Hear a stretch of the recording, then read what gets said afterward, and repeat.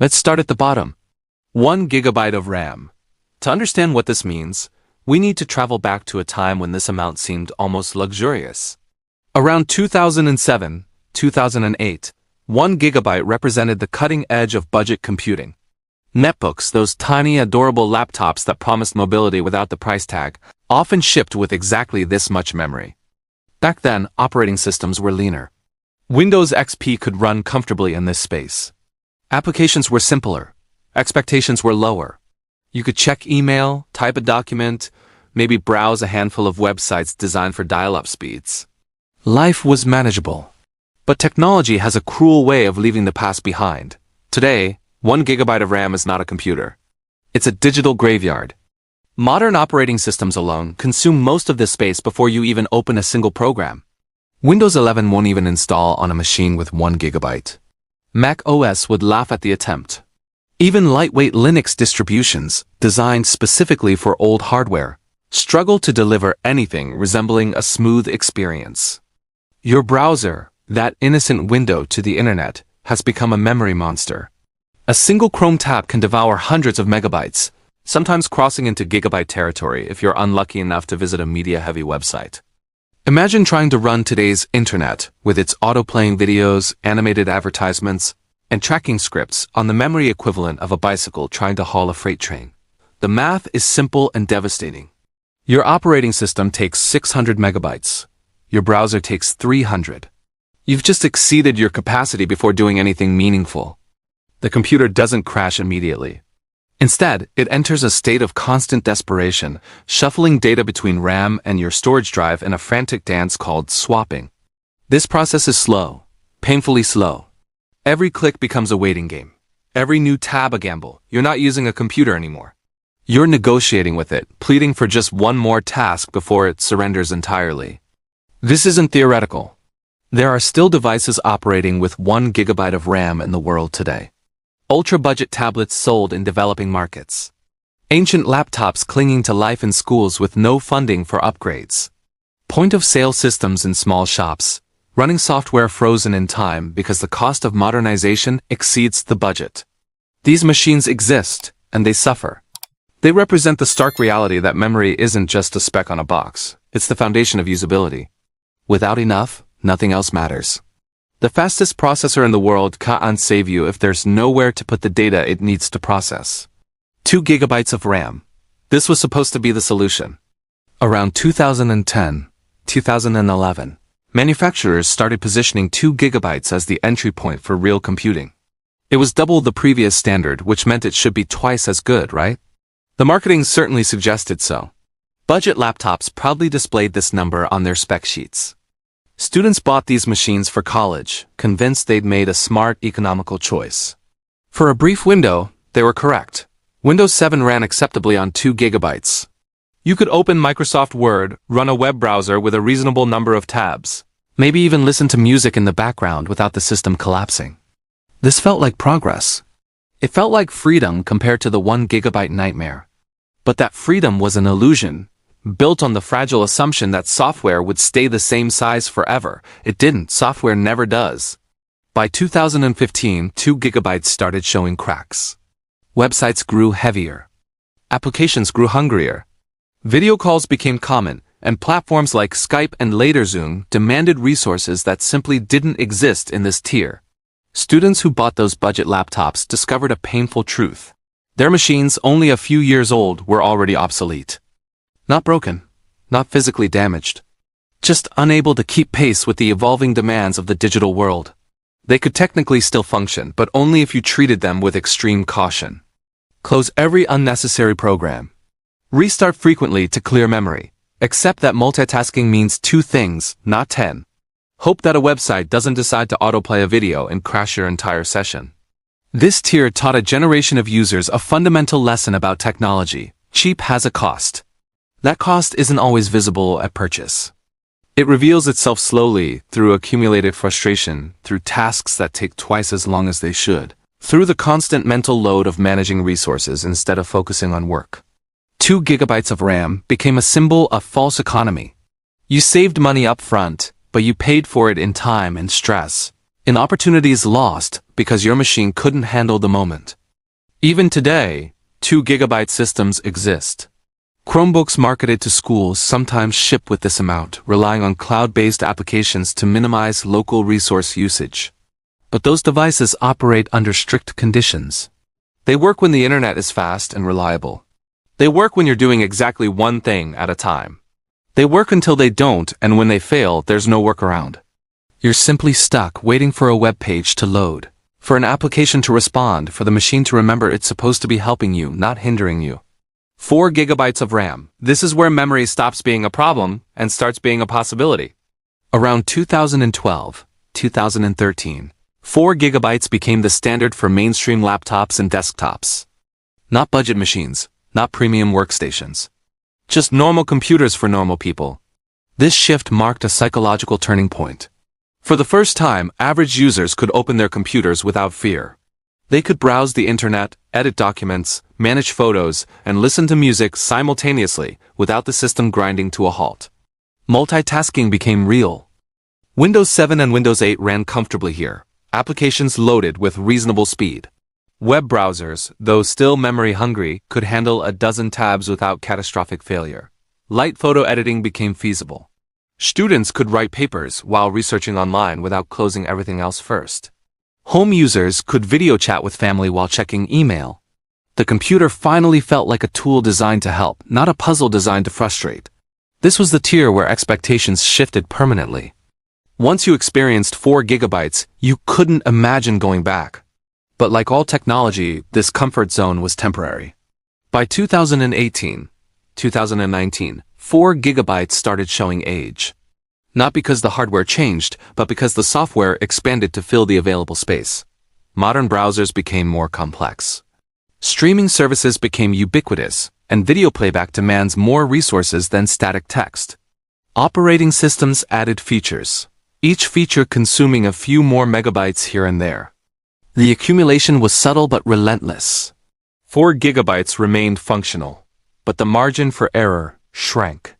You could still multitask, but you had to be thoughtful about it. 20 browser tabs were fine. 30 pushed the limits. 40 meant trouble. This tier represents nostalgia for many people. It's the memory size they remember from their first laptop that actually worked, from their college years, from the machine that carried them through important moments. That emotional connection matters. It creates a benchmark in people's minds. When they think about what a computer should feel like, they're often remembering their experience at 4 gigabytes, not realizing that experience was anchored in the software environment of a specific moment in time. Today, 4 gigabytes still has a place, but it's narrow. Basic office work remains possible. Web browsing for research and reading works fine. Watching videos, managing spreadsheets, writing long documents, all manageable. But the moment you step beyond those boundaries, you feel the constraints. Gaming is mostly off the table. Video editing is impractical. Running virtual machines or development environments is impossible. 4 gigabytes has become the minimum for basic competency, and minimums are always uncomfortable places to live. 8 gigabytes of RAM. This is the threshold where computers stop feeling fragile. Somewhere around 2015, 2016, 8 gigabytes became the new standard for mid-range systems, and for good reason. This amount provides breathing room. It creates space for the unexpected tab, the background update, the application you forgot was running. For the first time, users could stop thinking about memory management and just work. Multitasking at this level feels genuine. You can have a browser with 20 or 30 tabs open, a word processor running, music streaming in the background, maybe a PDF reader and a spreadsheet visible simultaneously, and the system remains responsive. Switching between tasks happens quickly. Applications don't reload every time you return to them. The computer keeps pace with your thought process instead of interrupting it. This psychological shift is profound. When your tools don't slow you down, you work differently. You explore more. You try things. You don't self-censor ideas because you're worried about overtaxing the system. Light creative work becomes realistic at 8 gigabytes. Photo editing in programs like Photoshop or GIMP is possible, though you'll hit limits with extremely large files or complex projects. Video editing can happen, provided you're working with short clips at standard resolution, not 4K footage with dozens of layers. Music production software runs, though again, you'll need to be mindful of how many virtual instruments and effects you're using simultaneously. The key word here is light. You can create, but you can't go overboard. For students, professionals working from home, and casual users, 8 GB hits a sweet spot between cost and capability. It's enough to run modern operating systems comfortably. Windows 10 and 11 operate smoothly. Mac OS functions well, especially on systems optimized around this amount. Video calls through Zoom or Teams don't cripple the machine. You can participate in remote work or online classes without constantly troubleshooting performance issues. The computer becomes invisible in the best possible way. You stop noticing it and start focusing on the task, but there's a ceiling. 8 GB is comfortable until it's not. Modern games often demand more. Professional creative applications expect more headroom. If you're a developer running local servers and testing environments, you'll bump against limits quickly. Virtual machines, which create entire simulated computers inside your real one, consume gigabytes per instance. 8 GB can handle one virtual machine, maybe 2 if you're careful. But the moment you try to run your main operating system, several applications, and a couple of virtual environments, simultaneously, you're back to managing resources, back to making choices about what to close to make room for what you need. 16 GB of RAM. This is the recommendation. This is the amount that balances performance, longevity, and practicality for the widest range of users in 2025. If you're buying a computer today and you're uncertain about how much memory you need, this is the safe bet. Not because it's excessive, but because it's sufficient for both current demands and the inevitable growth of software over the next several years. At 16 GB, multitasking stops being a concern entirely for typical use cases. You can run a browser with 50 tabs without worry. Multiple applications can stay open indefinitely. Music production software, video editors, photo manipulation programs, they all run with room to breathe. The system doesn't just function. It flows. There's no stuttering, no hesitation, no moment where you wonder if you should close something before opening something else. That mental freedom translates directly into productivity. You work faster not because the computer is faster, but because you're not constantly managing it. Creative professionals find their stride at 16 GB.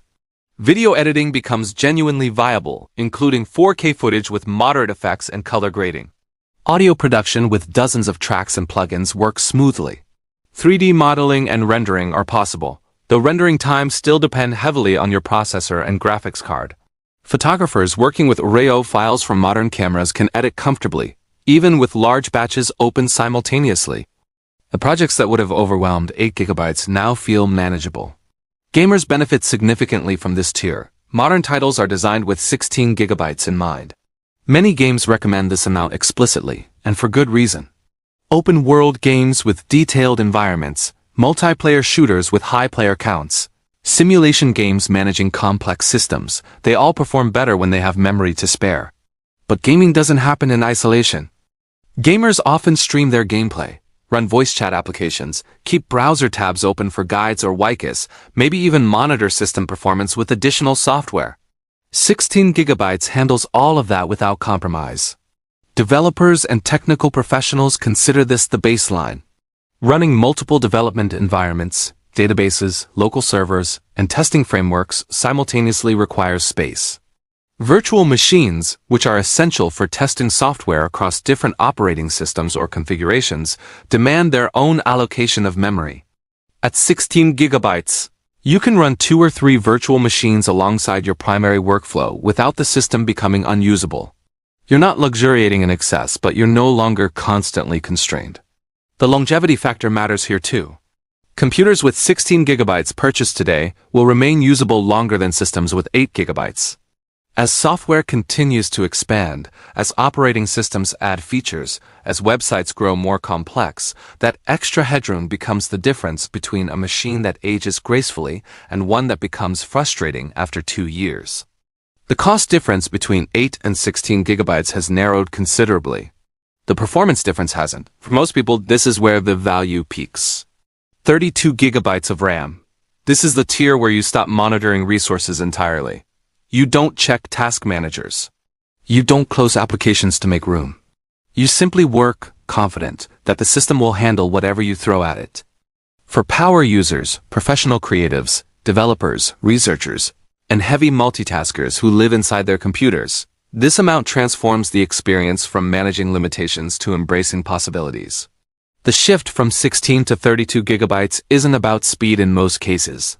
Your computer doesn't suddenly boot faster or load websites quicker. What changes is friction. All those small moments of hesitation, the brief pauses while the system reorganizes memory, the occasional slowdown when too many processes compete for resources, they vanish. You can keep dozens of applications open for days without restarting. Browsers can accumulate hundreds of tabs. Background processes that would have caused issues at lower memory levels become invisible. Professional video editors working on complex projects find freedom here. Editing 4K or even 8K footage with multiple layers, effects, color grading, and audio tracks demands space. Preview rendering, which lets you see your edits in real time, consumes enormous amounts of memory. At 16 gigabytes, you might need to pause frequently, close other applications, or reduce preview quality to maintain smooth playback. At 32 gigabytes, you simply edit. The software uses what it needs. You focus on creativity, not resource management.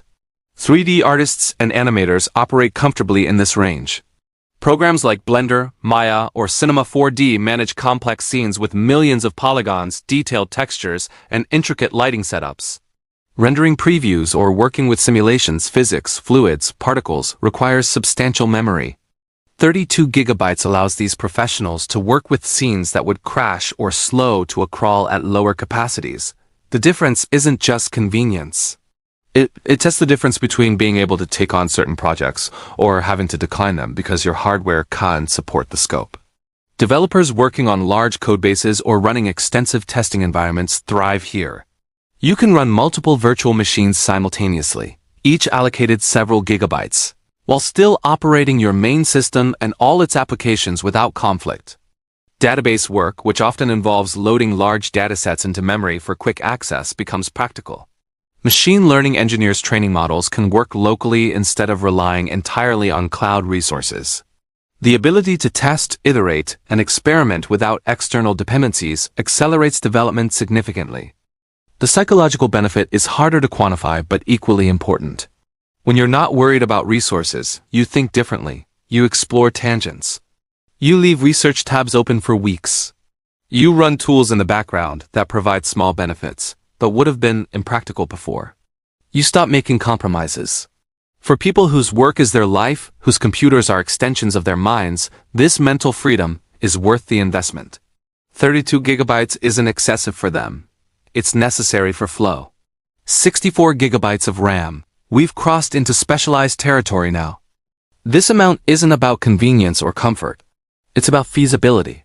Certain workloads simply cannot exist below this threshold. The projects are too large, the data too complex, the computational demands too intense. This is where professional requirements define the hardware, not the other way around. Video production at the highest levels operates here. Editing 8K footage with extensive color grading, visual effects, and 3D elements requires space that lower tiers cannot provide. Professional editors working on commercials, films, or high-end YouTube productions often have timelines with hundreds of clips, layers of effects, and real-time playback requirements. 64 gigabytes allows the software to cache large portions of the project in memory, enabling smooth scrubbing through the timeline and faster rendering of previews. At lower capacities, the same project would stutter, require constant proxy files, or simply refuse to load. 3D rendering and simulation work demands this level. Architectural visualization, product rendering, visual effects for film, these projects involve scenes with extraordinary complexity. High-resolution textures, detailed geometry, realistic lighting calculations, and physics simulations all consume memory. Rendering engines load entire scenes into RAM before processing. If the scene exceeds available memory, the render either fails or becomes so slow that deadlines become impossible. 64 gigabytes provides the buffer needed for professional-grade output.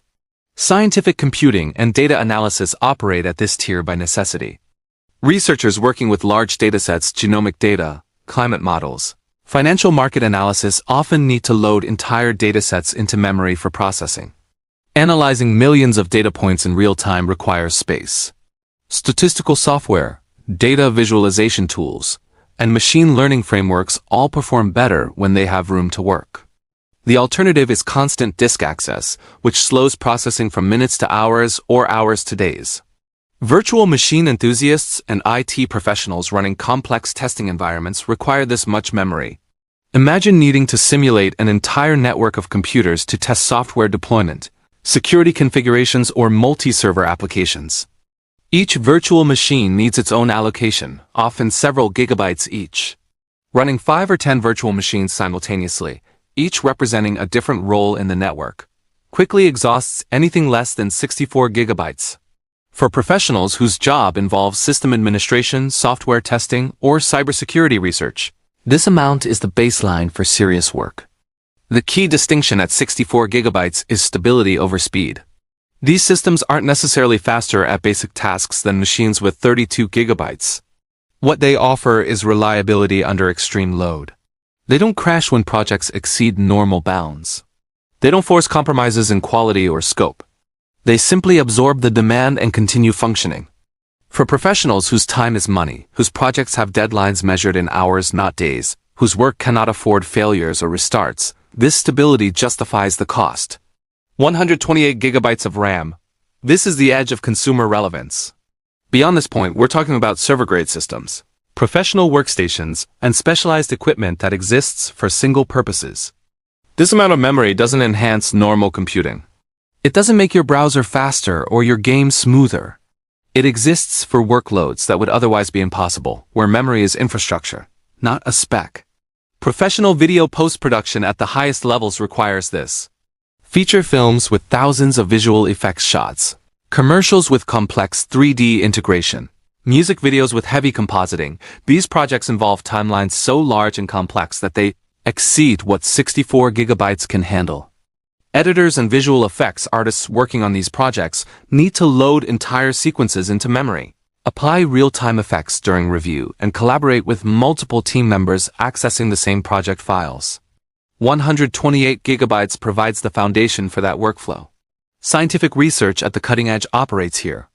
Simulating protein folding for drug discovery, modeling climate systems across decades, analyzing astronomical data from telescope arrays. These tasks involve datasets measured in terabytes processed in chunks. Loading even a fraction of that data into memory for analysis requires substantial capacity. Researchers in genomics sequencing entire human genomes, processing the data to identify mutations or patterns, need space for the algorithms to work efficiently. The alternative is processing times that stretch from weeks to months, often impractical for research, with urgent implications. Machine learning engineers training large models use this much memory. Modern neural networks, especially those working with images, video, or natural language, contain billions of parameters. Training these models involves loading massive datasets, computing gradients across all those parameters, and iterating through thousands or millions of training steps. While much of this work happens on specialized hardware like GPUs, the system memory still plays a critical role in data preparation, model management, and experiment tracking. 128 gigabytes allows engineers to work on local systems instead of relying entirely on expensive cloud compute, enabling faster iteration and lower costs over time. Server environments and IT infrastructure rely on this capacity.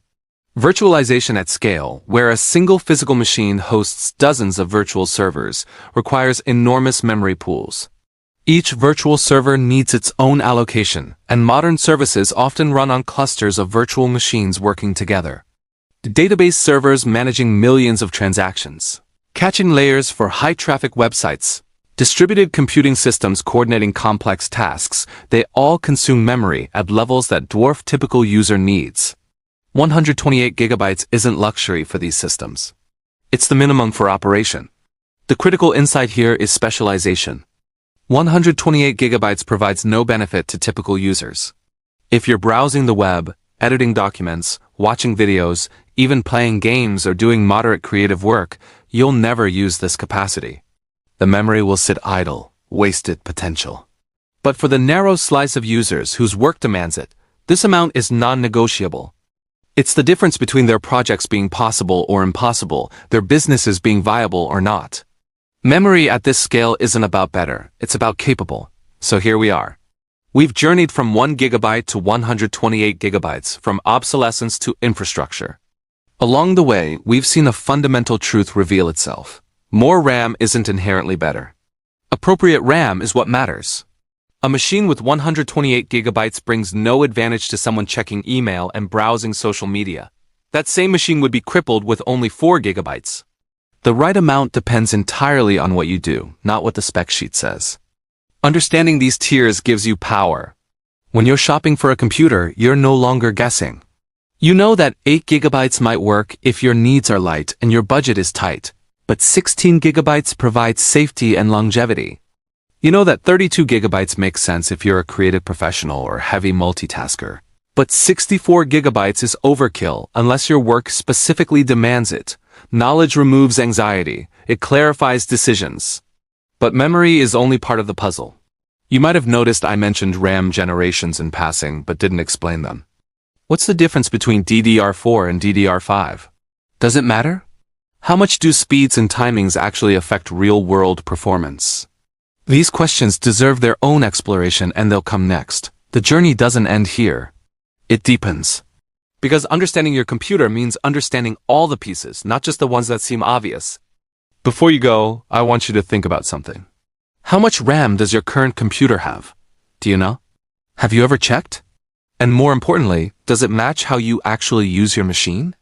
Are you constantly frustrated, or does everything flow smoothly?